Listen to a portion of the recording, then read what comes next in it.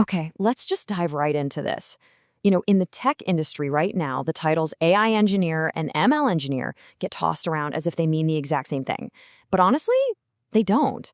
They are genuinely different jobs with completely different day-to-day realities. So today, in this explainer, we're laying out the definitive, actual path to becoming a machine learning engineer. We are going to clear up the confusion once and for all and show you exactly where the ML engineering path permanently splits from the AI engineer title it constantly gets conflated with. And to help us map this all out, Techie the robot is here to guide us through our 4-phase roadmap: foundations, data engineering, training and evaluation, and finally, production ML. Let's just jump straight in. All right, kicking things off with phase 1, foundations. We have to start with 4 essential pillars. We've got Python for writing your actual code, Git for version control, so you don't completely lose your mind or delete your team's work, SQL for querying your raw data, and the command line for actually operating your system. Now, the absolutely crucial point here is that none of these are optional, and frankly, they aren't even really AI specific yet. Look, you can't build a skyscraper on a swamp, right? Well, you can't build a machine learning career without this foundational base that literally everything else is going to sit on. Moving right along to phase 2, data engineering. Now, this is the exact fork in the road where the paths permanently diverge. An AI engineer is typically just connecting to a massive, already existing model, like say an OpenAI model, through an API. They don't really have to worry about how that model got its data. But a machine learning engineer? You live or die on the data pipelines. You are right there in the trenches, training models on real, messy, massive data.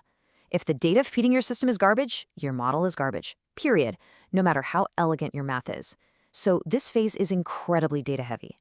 To build those heavy pipelines, you've got to master a very specific set of tools. You'll need PySpark, which is essential for processing genuinely enormous data sets. We're talking data way too big to ever fit on just a single machine. Then there's Kafka. You use that to reliably handle these massive rivers of real-time streaming data without losing a single drop. And finally, Snowflake, which serves as the actual structured data warehouse, holding all this info neatly so it's ready to go. If you're going to train a model yourself, these tools are your absolute lifeline. Okay, bringing us to phase 3, training and evaluation. Before you even run a single model, you have to really understand what you're doing. AI, machine learning, and deep learning are constantly used as synonyms, but they aren't, not at all. They are nested circles of technology. Artificial intelligence is that broad outer circle. Machine learning is nested inside of AI. Think algorithms that actually learn and adapt from data instead of just following rigid rules. And deep learning? That's an even more specialized circle nested deep inside of that, using complex, multi-layered neural networks. Getting this hierarchy straight in your head is step 1 to knowing which tool to apply to which problem.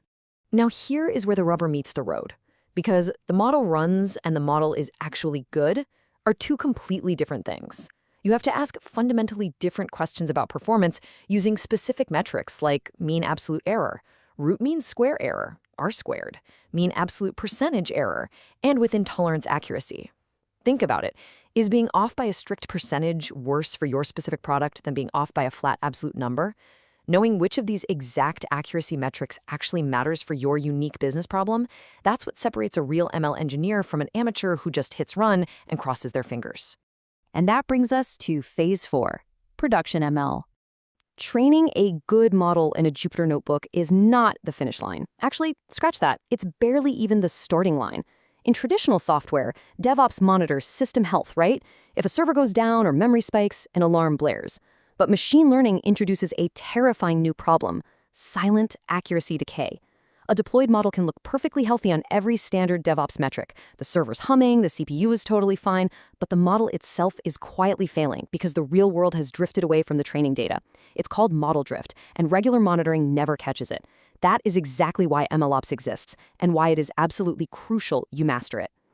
To actually serve your model to users at scale, you need a robust production stack. You'll need Docker to package your model up into a neat little container so it runs identically anywhere, whether that's your laptop or a massive server.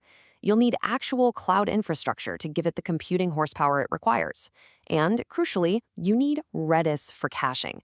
Redis lets you serve predictions incredibly fast by remembering recent requests, making sure your system isn't wasting time recalculating the exact same prediction for thousands of redundant user queries. This is how a working model transforms into a reliable, monitored, genuinely production-grade system. So, bringing it all together, The real ML engineer. Let's kill the industry confusion once and for all. An AI engineer builds products on top of AI that already exists. They're mastering connections to APIs, utilizing frameworks like LangChain, building RAG systems, orchestrating AI agents. But an ML engineer, you are the one building the engine itself. Your core skills are wrestling with heavy data pipelines, training those models from scratch, rigorous statistical evaluation, and the strict operational discipline of ML ops to keep that model reliable in production. Yes, both paths need those phase one foundations for sure, but the actual day-to-day work couldn't be more different.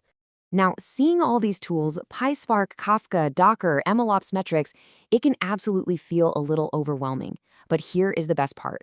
This isn't some brand new curriculum you have to go out and build yourself from scratch. Every single item we just talked about in all 4 phases, it already has its own dedicated, complete explainer ready for you right here. You just have to follow them in the order of the roadmap we laid out today. So, here is the ultimate question for you.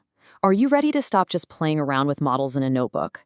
Are you ready to transition from just making a model run to doing the hard, incredibly valuable work of making it a genuinely reliable system in production? If you are, drop a comment saying ML Path down below, and we'll send you the pinned playlist containing every single explainer for this exact roadmap, strictly in order. Start with phase 1 and do not stop until you hit production ML, because the world doesn't just need more models, it desperately needs engineers who know how to keep them running.